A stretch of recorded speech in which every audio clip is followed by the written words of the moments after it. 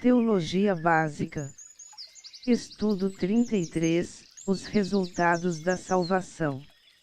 Uma lista exaustiva de todas as consequências e benefícios advindos da salvação tornaria esse estudo extremamente extenso.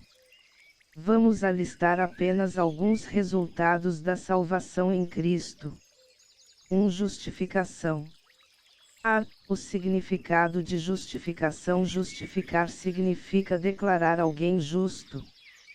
Tanto em hebraico como em grego, a ideia é de anunciar ou pronunciar alguém justo.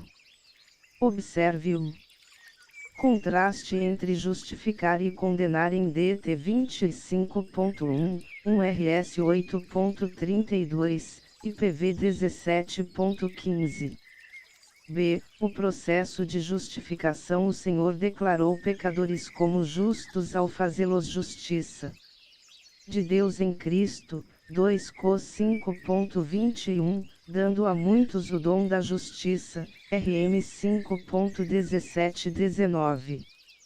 Esse processo se dá em 5 passos, RM 3.21.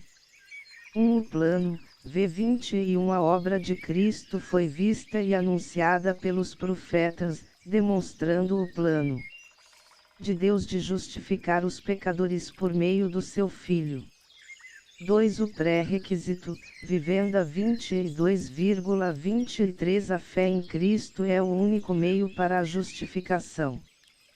3. O preço, Vivenda 24,25. O preço pago pela justificação foi o sangue de Cristo.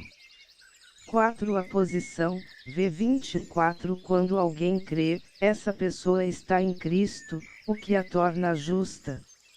5. O pronunciamento, Vivenda 25,26. A justificação faz com que Deus se torne o justificador daqueles que ele declara justos. 2. Julgamento da natureza pecaminosa. O julgamento livra o crente do poder do pecado. O poder do pecado está ligado à velha natureza do homem perdido. Pela fé, a morte de Cristo passa a ser nossa própria morte, de modo que essa velha natureza é julgada e condenada. Justificação, confronte com RM 6.7. O resultado é certeza de que um dia essa velha natureza deixará de existir e a realidade de uma nova natureza já no presente.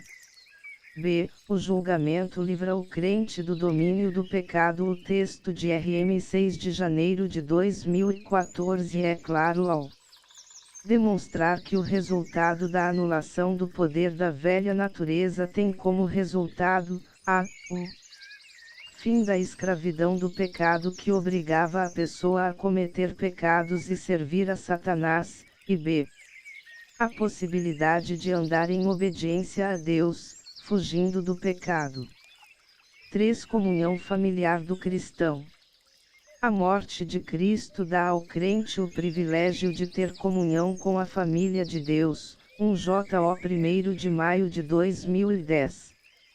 Contudo, há duas condições para o desfrute dessa comunhão. A. Conformar-se ao padrão da luz. B. Confessar os pecados. 4. O fim da lei. A morte de Cristo trouxe o fim da lei, RM 10.4. Esse texto pode ser interpretado de duas maneiras: a. Cristo pôs fim à lei, b. Cristo cumpriu a lei. Confronte com MT 5.17. Apesar de Cristo ter, de fato, cumprido a lei, o que Paulo tem em mente ao dizer que o fim da lei é Cristo é no sentido de Cristo ter posto um fim definitivo ao conceito de salvação por obras. Para ficar claro que a salvação gratuita é pela fé em Cristo, RM 9.30-33. Uma dúvida que surge é que lei foi finda em Cristo. A lei em questão é a lei mosaica. Ela se divide, basicamente em lei moral, lei cerimonial e lei judicial. Apesar de haver quem defenda que Jesus aboliu apenas uma parte da lei mosaica, ela